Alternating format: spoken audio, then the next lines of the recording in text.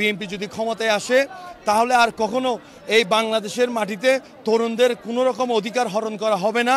আগামীর বাংলাদেশ হবে তরুণদের জন্য, আগামীর বাংলাদেশ হবে শিক্ষিত জেনারেশনের জন্য।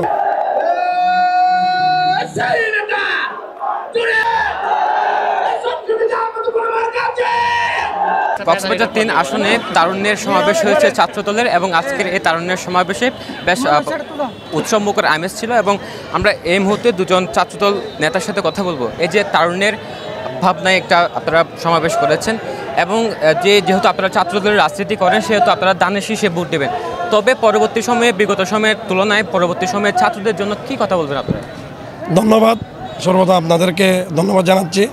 আজকে আমাদের যে প্রোগ্রামটা ছিল কক্সবাজার সদর রামু ঈদগাহ ৩ সংসদীয় আসনের তারুণ্যের ভাবনায় দানের শীর্ষক ছাত্র সমাবেশ ছিল, যেখানে 18 থেকে 30 বছরের মধ্যে যে তরুণরা ছিল তাদেরকে নিয়ে আমাদের এই আজকের ছাত্র সমাবেশ।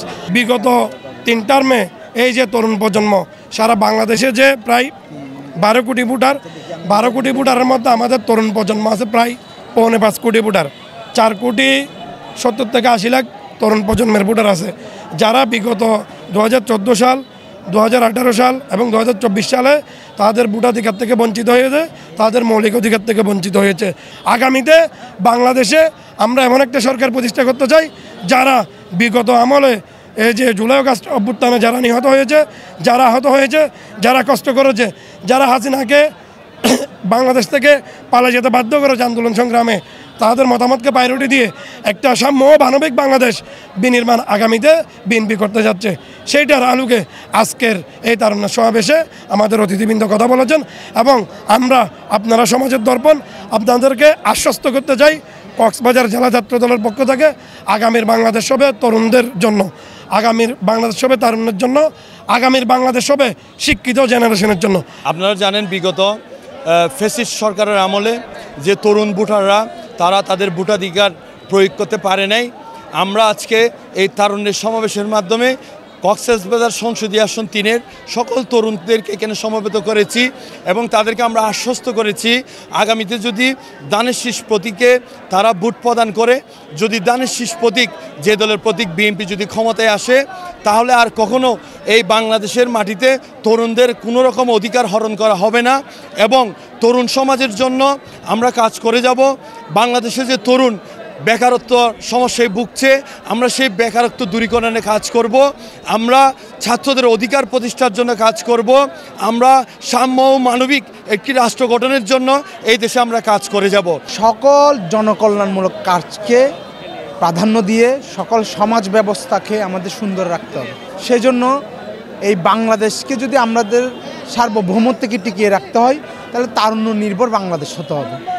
যে তারুণ্যদের অধিকার, অঙ্গীকার, সমাজ ব্যবস্থাকে সুন্দর করা, সুসজ্জিত করা, যেসব দায়িত্ববোধ থেকে আমাদের দেশাত্মবোধ তৈরি হয় সেগুলো যাতে আমাদের মধ্যে প্রতিপালিত হয়, যারা তারুণ্যরা বুঝতে পারে সকল সমাজ ব্যবস্থার মাধ্যমে একটি রাষ্ট্রীয় ব্যবস্থা, রাষ্ট্রীয় অবকাঠামো উন্নয়ন হয়। এই যে ছাত্র সংগঠন, ছাত্রদল একটি ছাত্র সংগঠন, সেক্ষেত্রে ছাত্রদের খুব বেশি প্রত্যাশা থাকে ছাত্রদলের প্রতি। এক্ষেত্রে বিএনপি যদি ক্ষমতায় আসে তাহলে ছাত্রদের পক্ষে কথা বলার জন্য আপনারা কতটুকু সোচ্চার থাকবেন? বাংলাদেশ জাতীয়তাবাদী ছাত্রদল ছাত্রদের অধিকার নিয়ে আন্দোলন সংগ্রাম করে আসতেছে এবং আন্দোলন সংগ্রাম করতেছে। আপনারা জানেন বিএনপি ভারপ্রাপ্ত চেয়ারম্যান জনাব তারেক রহমান ইতিমধ্যে ঘোষণা দিয়েছেন আমরা ক্যাম্পাস ভিত্তিক যে ছাত্র রাজনীতি চলবে সেটা হবে ছাত্রদের অধিকার আদায়ের জন্য। বিভিন্ন সময় দেখা যায় ছাত্রদের অধিকার খর্ব করা হয় এবং অনেকাংশে আমরা তৃণমূলের রাজনীতি করে আসছি। আমরা দেখতেছি টাকার কারণে অনেক ছাত্রী উচ্চশিক্ষা থেকে বঞ্চিত হচ্ছে। যারা টাকার বিনিময়ে উচ্চশিক্ষা থেকে বঞ্চিত হচ্ছে তাদেরকে উচ্চশিক্ষায় শিক্ষিত করার জন্য আপনার ফ্রি ক্যাম্পাস করবেন। বিভিন্ন ইউনিভার্সিটি, বিভিন্ন কলেজ, বিভিন্ন স্কুলে তাদের ফ্রি শিক্ষা ব্যবস্থা চালু করার জন্য উনি ইতিমধ্যে ঘোষণা দিয়েছেন। আমরা অবশ্যই সাধারণ ছাত্রদের পক্ষে ন্যায্যের এবং ন্যায়ের পক্ষে অবশ্যই থাকবো। আপনারা জানেন পর্যটন নগরী কক্সবাজার, এই কক্সবাজারে আসলে দিন দিন আসলে আমাদের যে বেকারত্বের হার বাড়ছে এবং পাশাপাশি আপনার আমাদের যে সন্ত্রাসী কার্যকলাপটাও বাড়ছে। আমরা চাই আমাদের তরুণ সমাজকে এমন একটা প্রশিক্ষণ এবং এমন একটা সিস্টেম নিয়ে আসতেছে, সুন্দর একটা পরিবেশে তারা তাদের জীবনযাত্রাটা চালাতে পারে। তার মধ্যে পাশাপাশি সবার চাকরির ব্যবস্থা, পাশাপাশি বেকারদের জন্য একটা ভালো যেন একটা চাকরি করতে পারে বা তাদের জন্য একটা সুন্দরভাবে জীবনযাপন করতে পারে।